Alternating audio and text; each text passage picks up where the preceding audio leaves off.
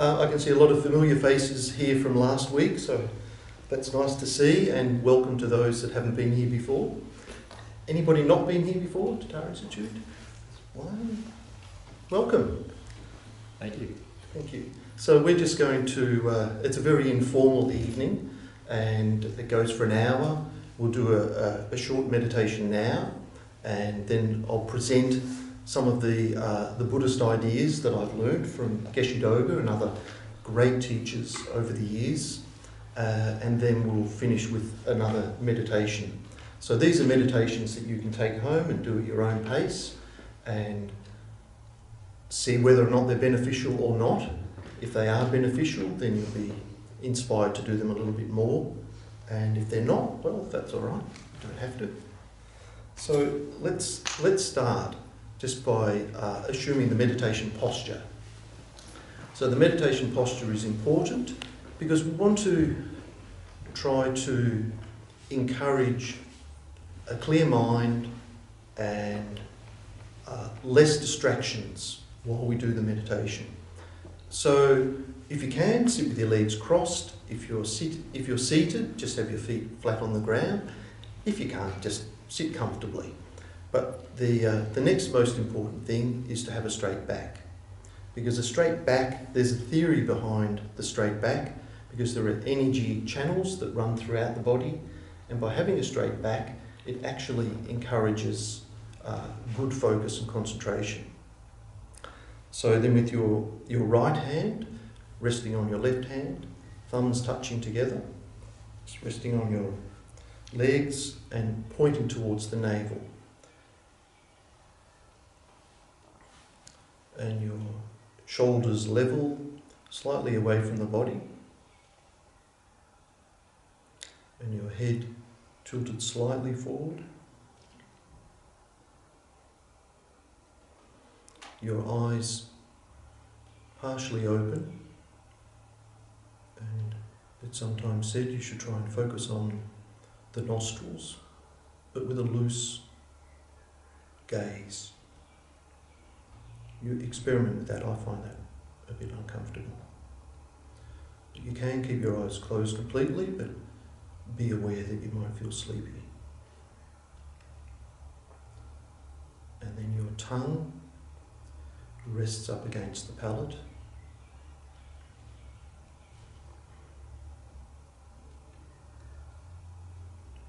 And this makes the 7 features of the meditation posture.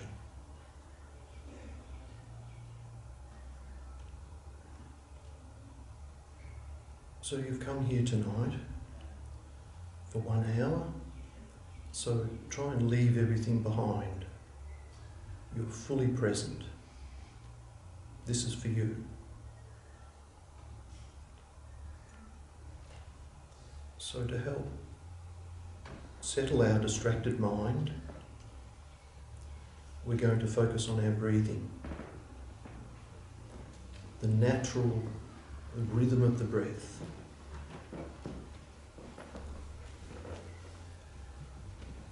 So we'll try and do that 7 times first of all. So you're focusing on the inhalation, and you notice the breath as it comes in past the nostrils. And then you breathe out,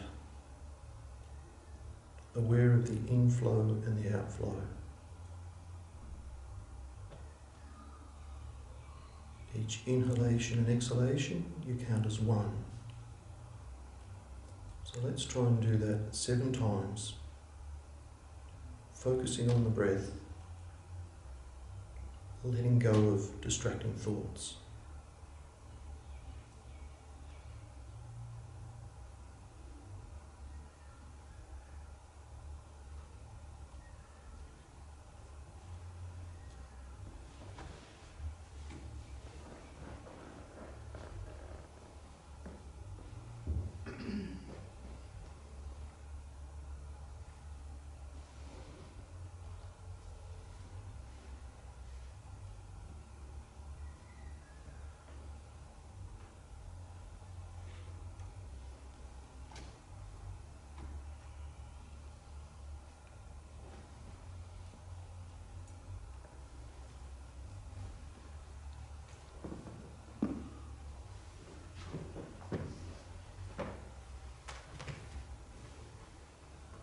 So focusing on the breath. Let's try another round of 7. And just gently bringing your attention back to the nostrils as the air passes in and out.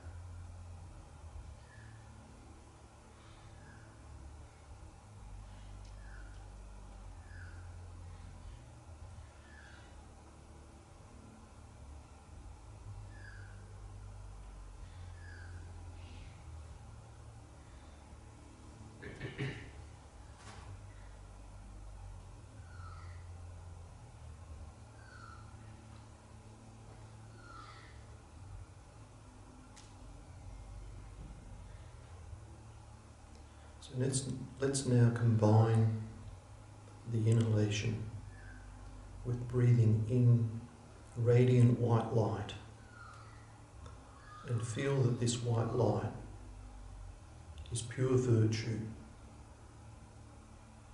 It completely fills your body.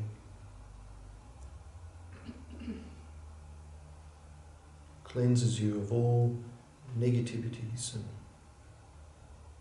distractions, tensions, unhappiness, and fills you with joy.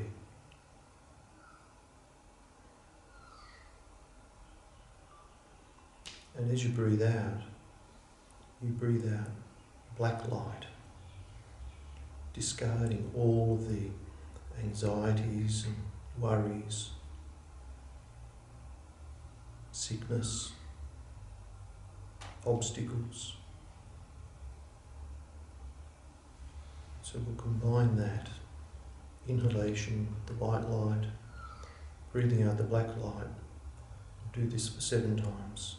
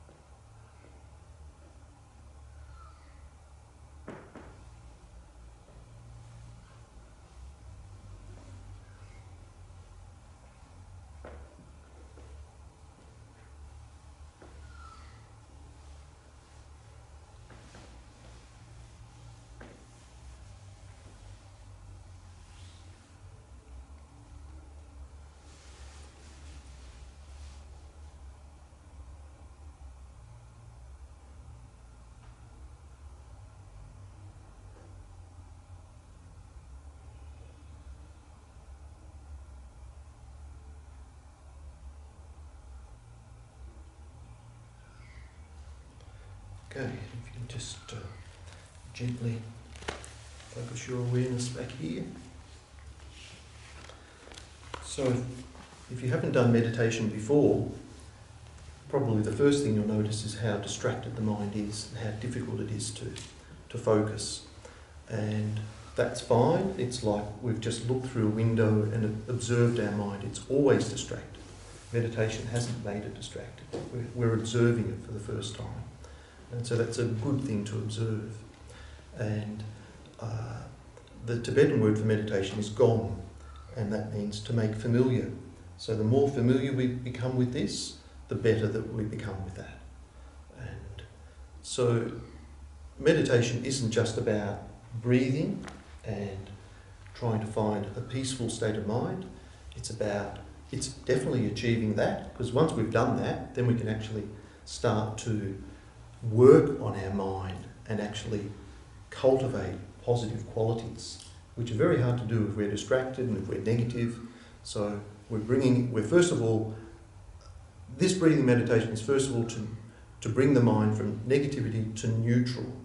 And then once it's neutral, then we can develop positive thoughts and positive attitudes. So that's the main purpose for the breathing meditation. So I've prepared some notes this week. I was a bit unprepared last week. I hope I wasn't too scattered. But so last week I spoke about the precious human rebirth, that, you know, to have a human life isn't without cause. The main cause that's taught to have a human life as compared to an animal life, a human life, is practicing morality. So we're not talking about practicing morality in this life, we're talking about practicing morality in our previous lives. Otherwise there would be no cause for obtaining it. There is a specific cause for obtaining a human life, and that's what's taught as the main cause, is the practice of morality. In conjunction with that is the practice of generosity. So practicing pure morality, practicing generosity, and making stainless prayers are said to be the main cause to obtain such a human life that we have obtained.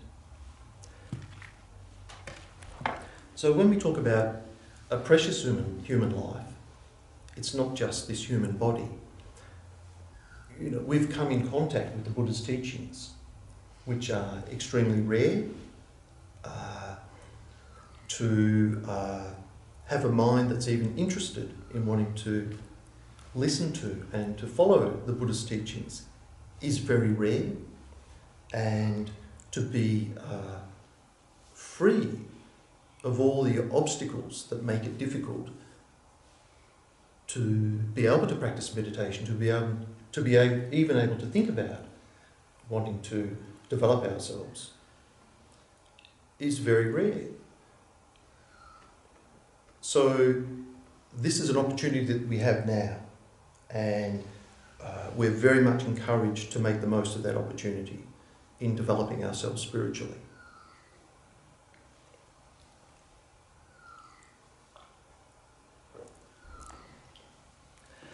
So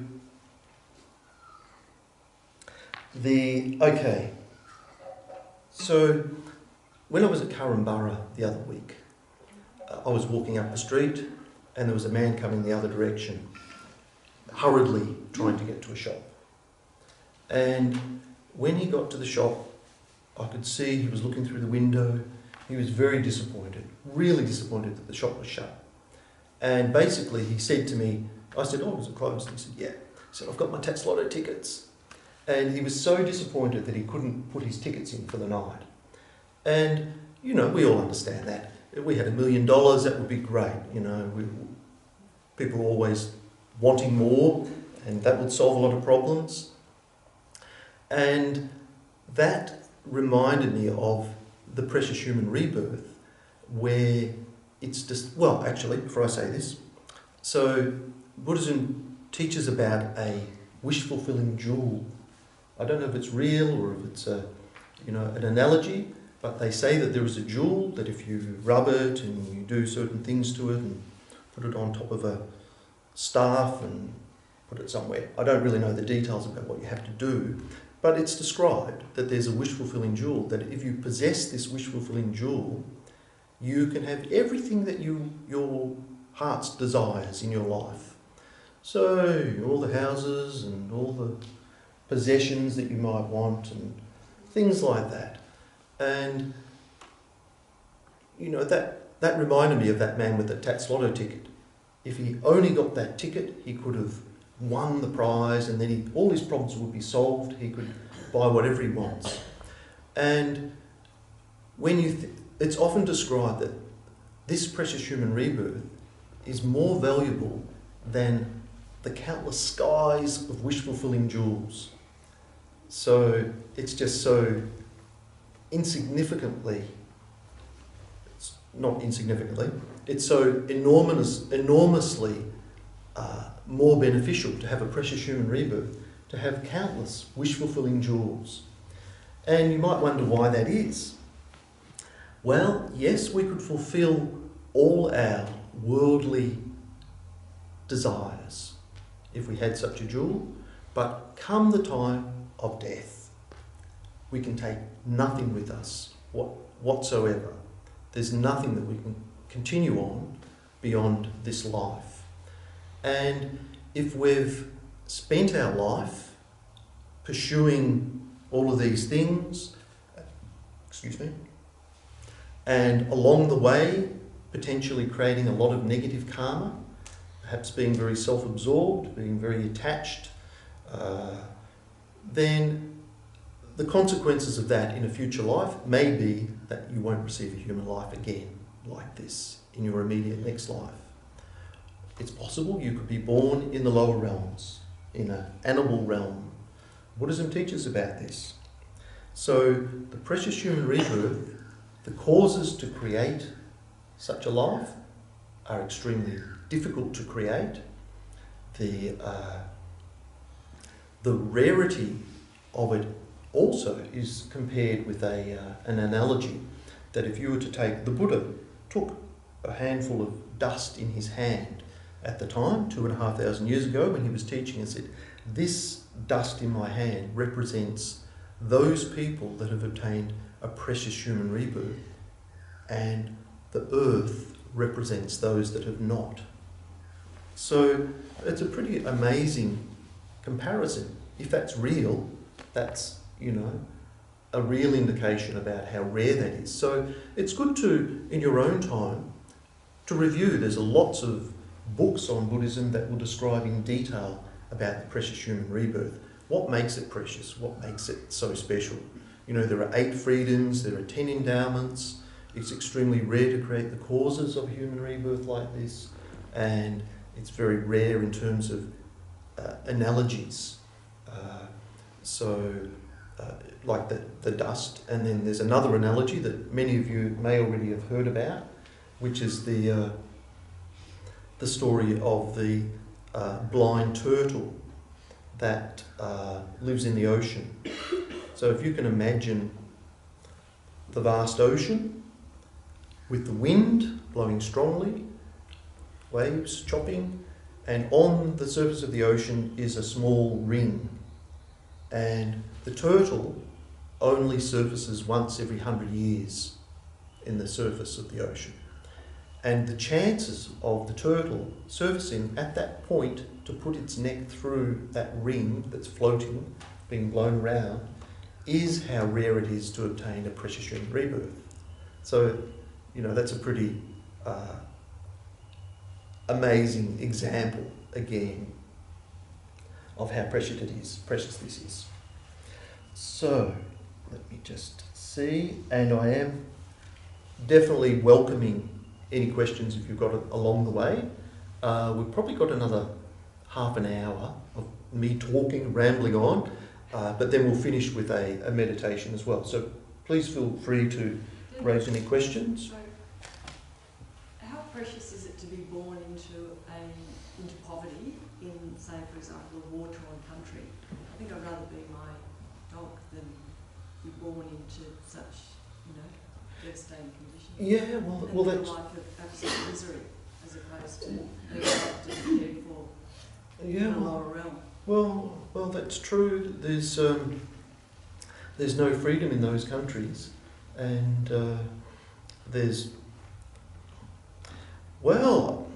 it's a difficult question, really, because you see such incredible people. I mean, I've watched what's happened in the Gaza Strip, and the doctors and the nurses and the medical staff and the volunteers, incredible people, incredible virtue, incredible compassion and kindness. So they're in such a place, so, they've actually taken advantage of that, increased their virtue. An animal really can't, even though it might be pampered and well looked after. I mean, we've got 3 dogs in our family. They live in the dog pure land, have everything, food and lovely. But, so not necessarily. But when we talk about the 8 freedoms in the precious human rebirth, one of them is being free from a barbaric land. That's the word. And so that could be similar to what you're describing. But a barbaric land is a bit more where there's no sense of morality there. It's just I don't know. Sorry? Dog eats dog. Yeah, dog eat dog. It could be like that, absolutely.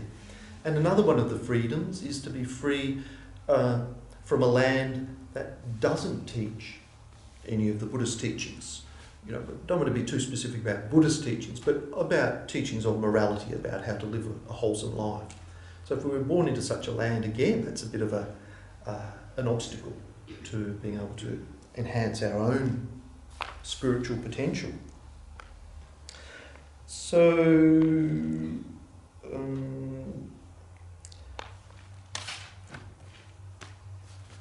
yes, very precious, very rare, but it's going to be lost. There's no doubt about that. This life is impermanent. It seems like it's permanent. We want it to be permanent.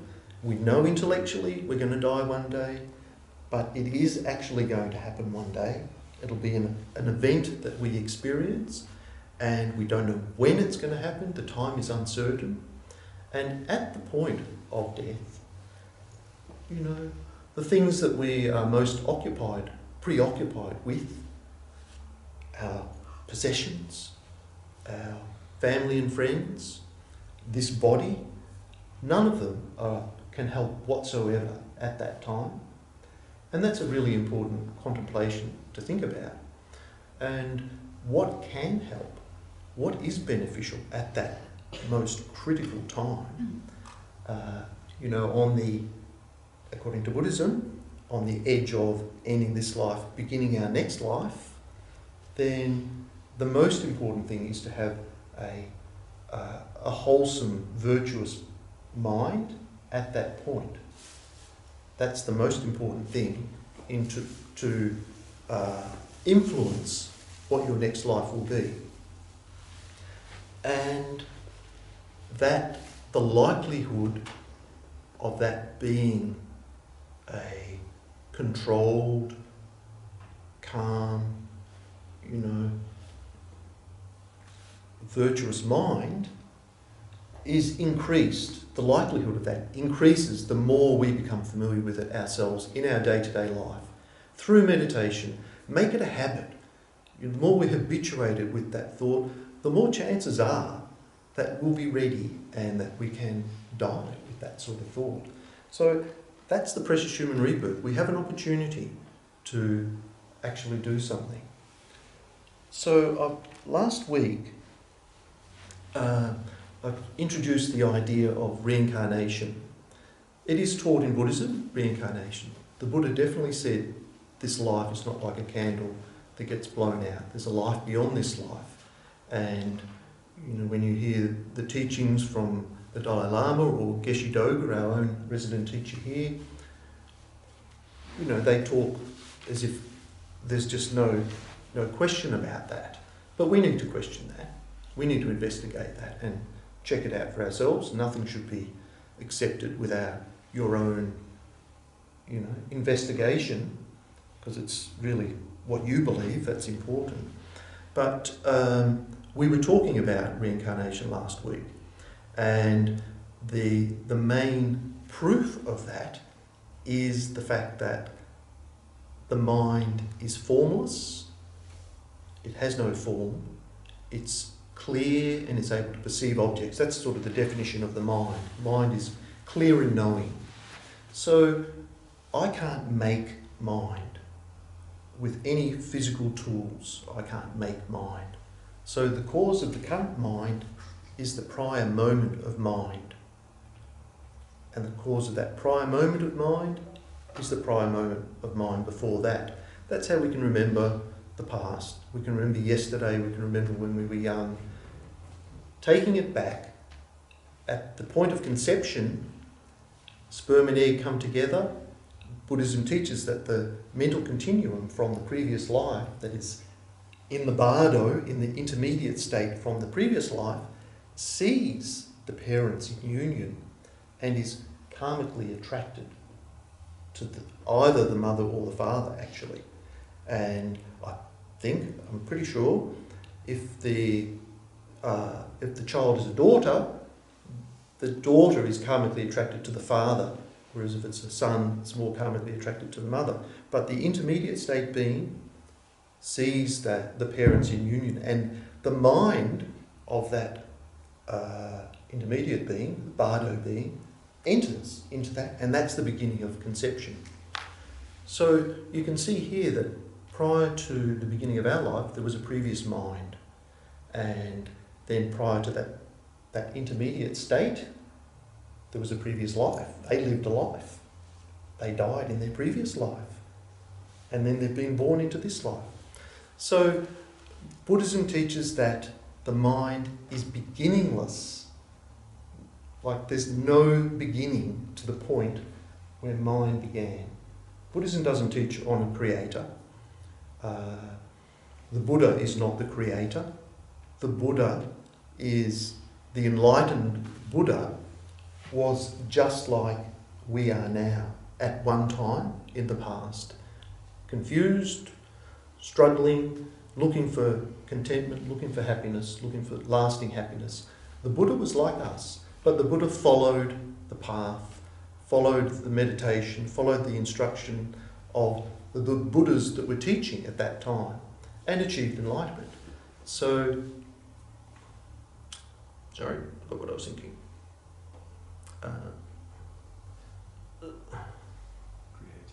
Creator, yeah, creator. Oh, yes, thank you. So, beginningless time. So that's a very difficult concept, but it is, I guess it's not a concept that we're not that unfamiliar with to consider because of the universe. I mean, Buddhism doesn't get involved with the universe really, but the universe, who knows where it ends? Is there an end? It's endless, vast. And so the idea of something not having an end, we've sort of grown up even contemplating, if we think much about it, where does the universe end? But we're not talking about that. We're talking about the mind. So the mind is beginningless, has no beginning. So what is the impact of that? Well, that means that we've had not just one or two previous lives, we've had beginningless lives. That's a big thing to say, but it's the consequence of acknowledging beginningless mind. And so I remember saying to a friend once, he was a Tibetan translator, and how is that? Like I've been into caves as a child through excursions and found fossils, and I was thinking, wow, this rock is 4 billion years old. That's so old. And when you hear about beginningless, I thought, gee, how far back does that go? But then he described it as a circle, because if you have a circle, there is no beginning. And that to me gelled, in terms of beginninglessness rather than a linear beginninglessness. So anyway, so this body is bound by karma and delusions. Delusions is a funny word. The first time I ever heard delusions, I thought that sounds like a bit of a psychological sort of a movie, delusion, but emotional affliction is probably a better translation. Delusion is the word you will commonly hear in Buddhism, but delusion, when we talk about delusions, there's 3 root delusions that keep us trapped in samsara, in the wheel of samsara, where we go through the cycle of birth, death, intermediate state, birth, death, over and over, over and over, over and over. The root cause at the centre of that is ignorance. Ignorance, attachment and hatred. And ignorance is the actual root cause of attachment and hatred. And ignorance is a big thing. I won't really talk much about that tonight. It's a really difficult topic, but it's the most important topic the more you learn about Buddhism, because the ignorance is about misunderstanding the nature of reality.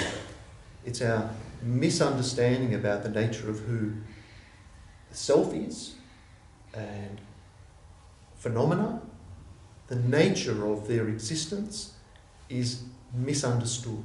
And because of that, all the problems unfold. So the only way to counteract that ignorance is through wisdom. So wisdom is a very important antidote. And actually, if you develop the penetrative wisdom that can completely oppose ignorance, then all the other afflictive emotions, anger, attachment, jealousy, pride, competitiveness, all the things that we can all relate to, no longer have a foundation to exist. So, therefore, the causes of being caught in this cycle called samsara are abandoned. And this is one of the goals of Buddhism, is to be liberated from samsara. And, you know, it's a common thing in modern language, or I don't know what I'm trying to say, modern terminology, nirvana. Everybody knows something about nirvana. They hear about it. There's a band called Nirvana. They know about karma. Yeah, it's a cool thing. You know about karma and nirvana. So liberation from beginningless rebirths in samsara is achieving nirvana. And so now you can understand, you know, when people say, oh, have you achieved nirvana? Or what is nirvana? It's about having completely uprooted the ignorance that binds us to cycle in samsara. So,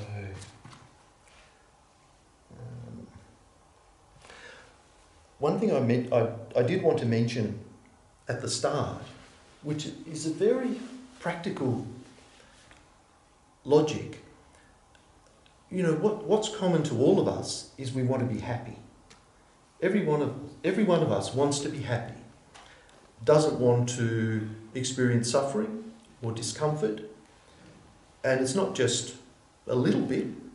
We want to experience even the smallest bit of happiness and abandon the smallest little bit of discomfort. Do you all agree? That's what everybody moves on.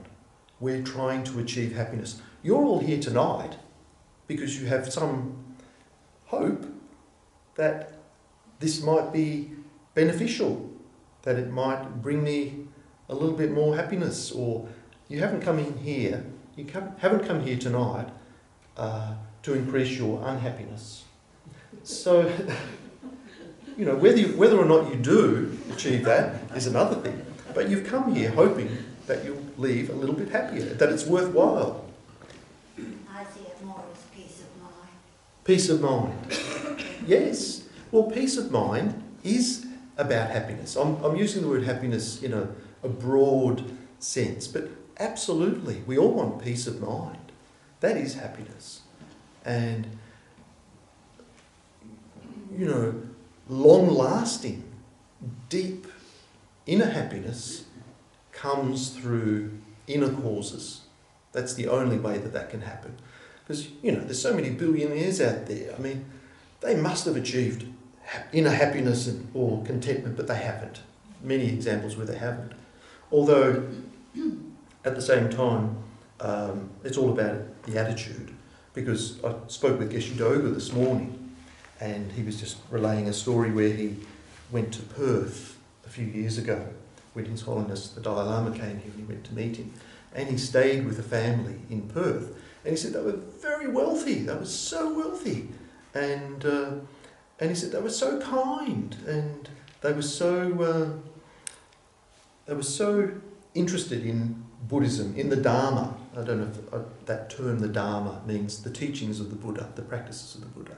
So I just thought it was a fortunate thing that their wealth hadn't corrupted their sense of, you know, what's important, which often people can. So, I forgot my train of thought again.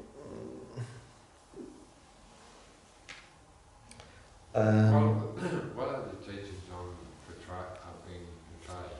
Oh, Maitreya? Yeah. You got it? Betrayal, yeah. Betrayal. Oh, betrayal. Sorry, I thought you said Maitreya. Sorry, say again. Betrayal. Betrayal. Betrayal. Betrayal. What about betrayal? What's the Buddhist teaching on that? Oh, on betrayal. Sorry, what do you call it? No, that's all right. I mean, betrayal, it's a very harsh thing to be betrayed by somebody, and there's two different ways you can react to that. The usual way would be with anger, and you know how unfair that was to be treated in that way. And that's got its own pathway that is a bit destructive to follow that pathway. Easy to say these things, but you know.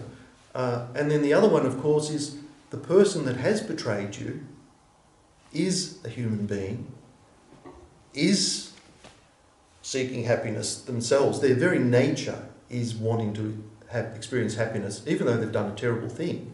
So in a way, they're vulnerable. They're a vulnerable human being that has taken advantage of a situation for their own selfish purpose. That, in a way, is a reason of feeling some compassion for that person. They're not going to win in the long run, you know, from that. Yeah.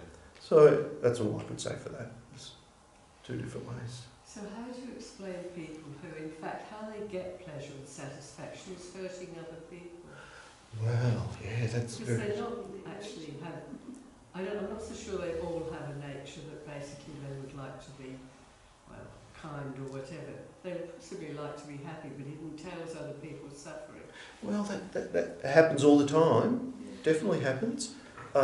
Sorry to just throw in an example that comes to mind, which shocked me a little bit, was about a man that was married and happily in a long-term relationship, and I think he was a vet. You might have heard this story, but anyway, he was in Queensland, and he liked to torture dogs secretly, and he was caught. He was caught out. He was sent to jail. His wife had no idea, but it's a gross thing.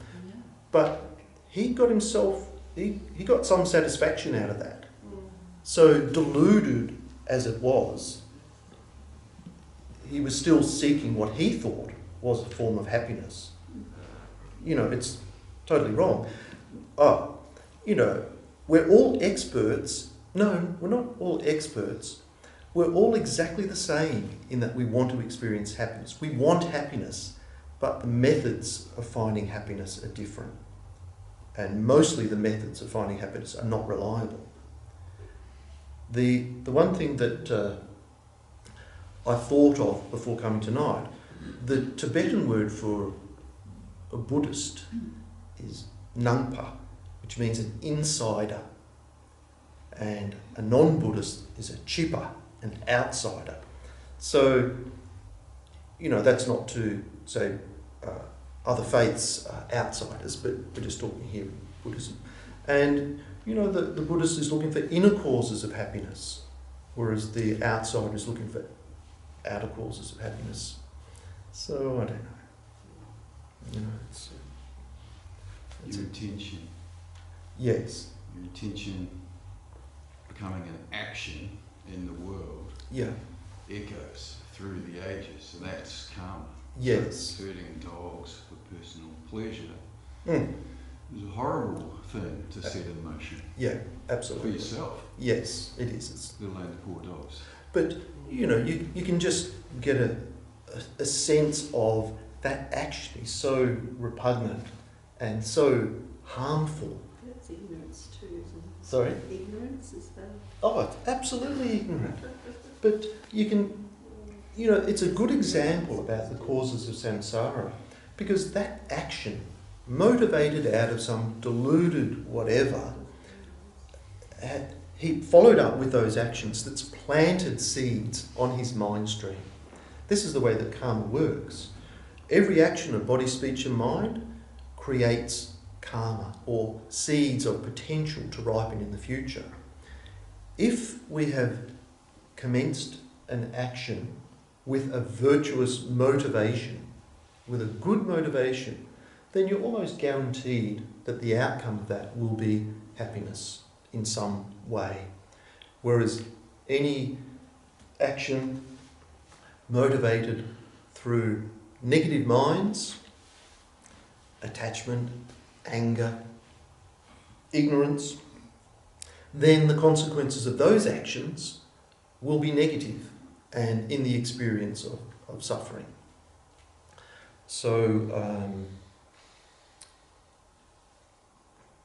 don't know why I keep going blank tonight, I'm sorry. But,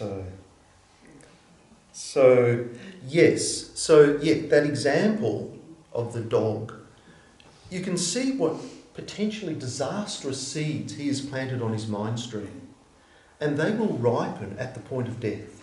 So at the point of death, we have carried from beginningless life so many karmas that are stored on our mental consciousness. I remember once asking Geshe Doga, in one of the teachings here one night, because if you go into the library, in Melbourne, there's so many books, there's so many pages in every book. But then if you think about the karma that's been planted on our mental continuum since beginningless time of positive actions, negative actions, so many different karmas have been planted. Where are they? How do we can't see them, but there's a vast store of karmas that have been planted. So when we die, the karmas that are the most powerful that we have created through our life are usually the ones that will ripen at that point. They get matured and ripened, ready to propel you into your next life. So the karmas that are, if you've created equally negative and positive karmas throughout your life, then whichever karma you're most familiar with will ripen at that point of death. And if you're familiar with both, then they say it's whichever karma was created first will ripen at death. Anyway, all I'm saying is that man, that karma of the cruelty that he did to those animals will surely be the first thing that ripens, at his death. And there's just no doubt about it that he will be reborn in the lower realms. I would think he will be born, who knows? He's already there. Huh? He's already there, Well, to yes. such mental fantasies. Yeah. A horrifically deluded person to begin with. Yes. But the thing is, it's a good example of a potent karma and the ability that it has to ripen in the future in our next life. So we need to be very careful about our karma. We need to be careful about our actions of body, speech and mind. Geshe Doga is always reminding us of the importance, if we want to have a human rebirth in our next life, if we want to continue to have the freedom to progress in our spiritual development, then we must avoid the 10 non-virtues and we must practice the 10 virtues. So what are they? The 10 non-virtues. There's 3 of body, 4 of speech, 3 of mind.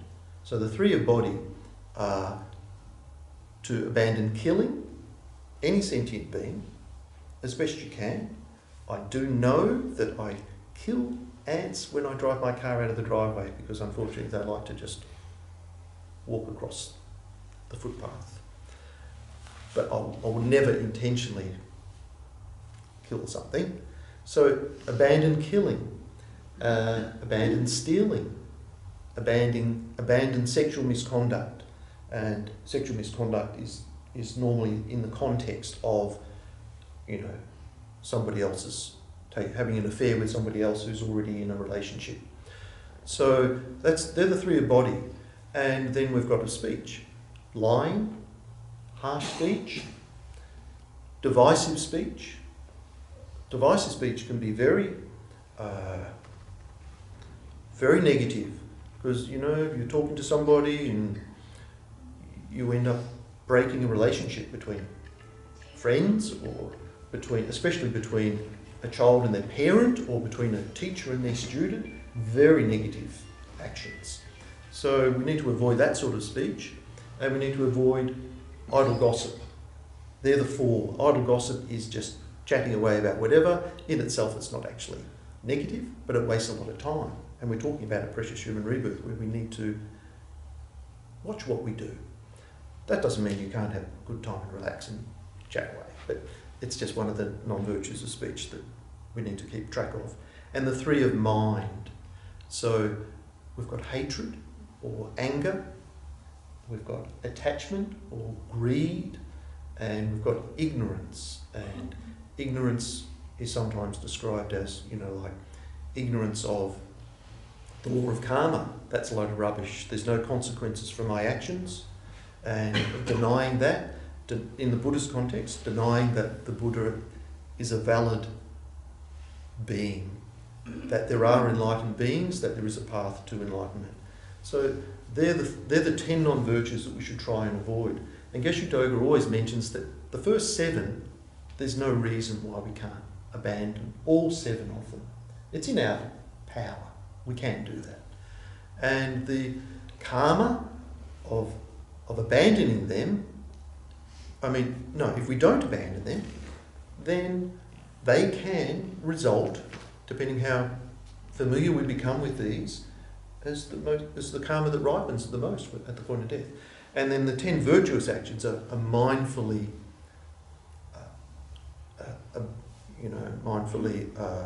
avoiding those actions.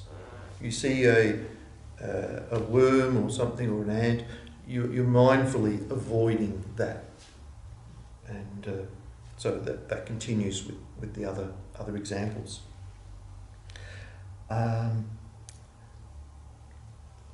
Any questions? I've got another little thing I just wanted to say, but any other questions before we get going? So there is a very good story about, we're talking about beginningless rebirth, and some examples about how extremely negative actions could result in a lower realm birth. There's a story at the time of the Buddha.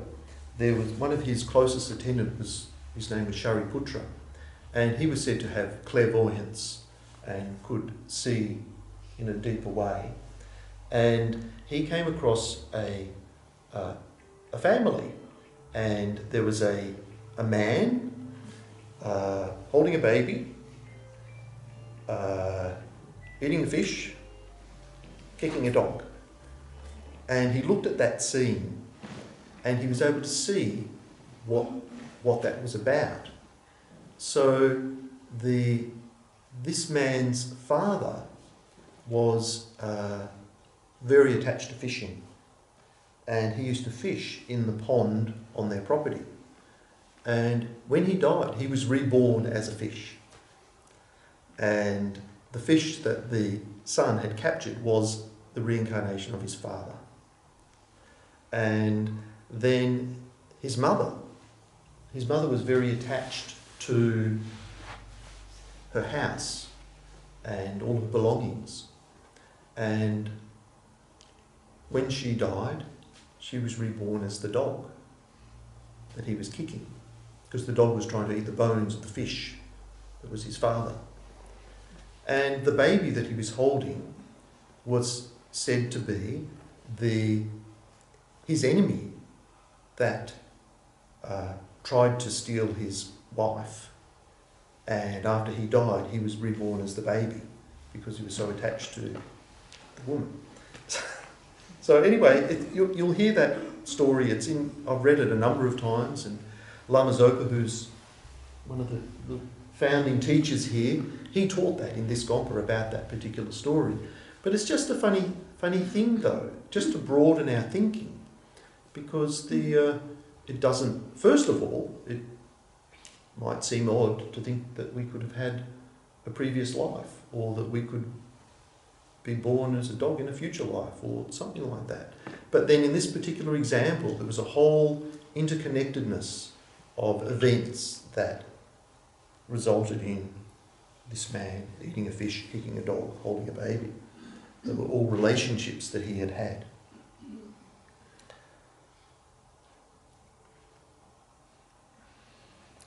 So I'd like to talk more about this next week, but if I haven't already mentioned it, the very nature of this being bound in this cycle of existence, the reason why we would want to even escape and achieve nirvana, achieve liberation from that, is because it's in the nature of suffering. That's really important to understand, because unless we recognise that there's a problem, that there's something to be done, we won't do it. If we have an illness but we don't acknowledge that we have an illness, we won't go to the doctor. We don't go to the doctor, we won't get better. And similarly, if we're a prisoner in a jail and we don't recognise that we're in prison, that we don't want to be in prison, that we'd rather be free, if we don't recognise that, there'll never be a thought of wanting to escape. So in many ways, the nature of our existence is like a prison. A self-imposed prison. It's through our own inner ignorance, anger and attachment at the very root that propels us to be caught within samsara. So that's an important point. So next week, I'd like to talk a little bit more about the graduated path to enlightenment, because there are different stages. There's the stage of the small level practitioner, the middle level practitioner, and the great scope practitioner. And they all lead to different goals. The ultimate goal of all sentient beings is to achieve enlightenment. We all have the potential. We all have the seed of the potential to achieve enlightenment. And Geshe Doga has said on a number of occasions that the Prime Minister of this country, there's only one seat for the Prime Minister of this country. No one else can occupy that seat. However, there is a seat of a throne for us to sit on for when we achieve enlightenment. Everybody has a potential seat to sit on, like Shakyamuni Buddha has here. So we all can achieve the state of enlightenment, but we've got to follow the path to achieve that. All right, so interesting. Can I just ask one question? On the point, at the point of death, Yeah. is it, unless you're heavily medicated with morphine or something, Oh, if that's not the case, and you're talking about ripening of the karma, yeah. is it true, or is it possible that the person experiencing that has a sense of that? If they're under morphine. A sense of the ripening of the karma, a sense of, I had a lot of choices, I didn't make a good choice. Oh, yeah. Is a human being themselves, Yeah. or is it from an outside evaluation? I don't know how that works. Were you saying that if they're under morphine or something? No, just that if someone dies Yeah. naturally, Yeah. without the injections of morphine or whatever chemical to numb in a way, Yeah. are the people themselves, is there any knowledge about the people themselves realising Yeah. and having an awakening or a What? realisation of, gee, this is my time, this is my karma or Mm. ripening, or is it just the outside of their awareness? The sign of their next birth. And is it outside of their awareness in that moment? A realisation. Yeah. Is there a realisation at the moment of Yeah. of death for somebody that's maybe they've been given morphine, an hour later they die, but there maybe before, even the morphine's administered. Yeah, perhaps just a sense of that the human being themselves knows, or is it outside of their knowledge? I don't know if I can really answer that properly, but it's certainly recommended not to have morphine. Could be anything. Because it can any drug, because it can cloud your mind during the death process. Because the death process, there's a dissolution of all the elements, and it's there's 25 elements that all dissolve sequentially, and there are visions that happen during the time of death that are described, and only reading it just recently that if you've lived a very non-virtuous life, you can have terrifying visions at that time of death. So that will be full of fear and, But isn't that another reason? That's another reason to fulfill, if we have the wisdom to make choices. Often it is the case we can make a choice. I mean, it's a better choice here to choose this rather than this. Well, it's too late at the time of death, though. In our life, we need to choose that. There's something as calm death and a non-uncalm death. Is that, they say you got to calm, that there are people who they're old or terminally ill, but they get to a point, there's such a thing as a calm death, where people are happy with the fact they're going to go. And people who aren't happy and they realise they haven't done all the things. Is this like a karmic thing, or is this? I think it's just the habit of your life. If you're full of attachment and you're not letting go, it's terrifying. It's not going to be a calm death. No. Whereas if you've resolved and you've let go of your attachments, you've actually come to peace with yourself. You've regretted your non-virtue and you do the best you can. Then the chances are, you could die with a peaceful The next mind. one should be good. Yeah.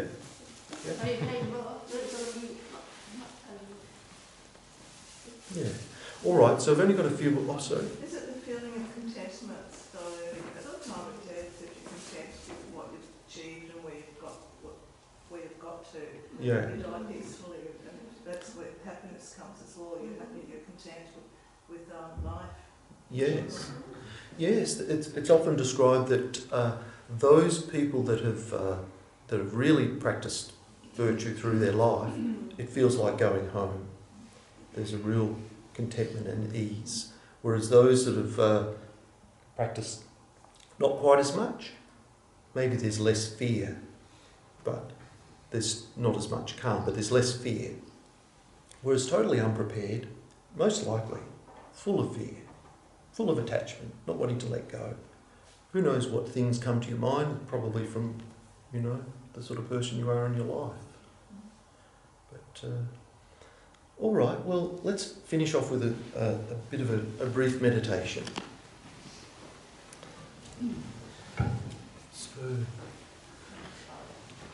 So if we can visualise before us at the eye level a lion throne, and on this is a lotus and a flat moon and sun disk, and on this sits Guru Shakyamuni Buddha,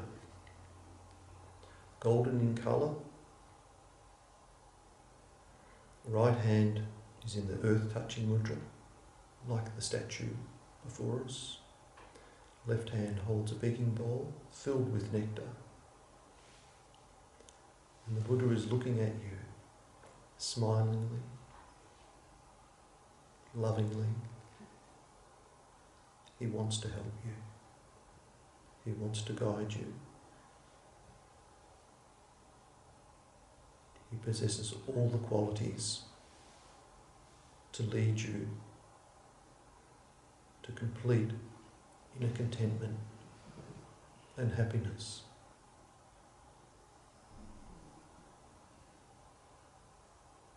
And feel your heart open, requesting the Buddha to guide you. Please guide me.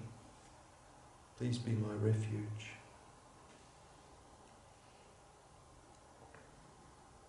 And golden light pours from his heart, enters into your crown, and completely fills your body with blessings, removing all faults, all sickness, all worries.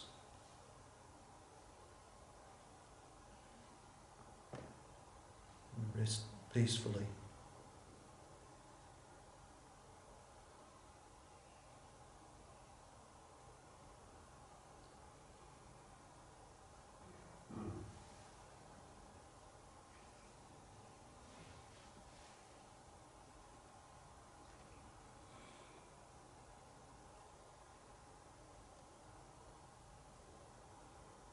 And as this light completely fills you, bursting with this light, you can radiate it out to your loved ones, people you work with, people you dislike,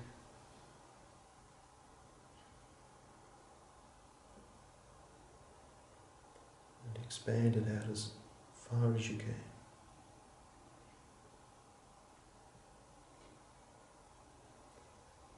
And it brings all of them to a state of great peace.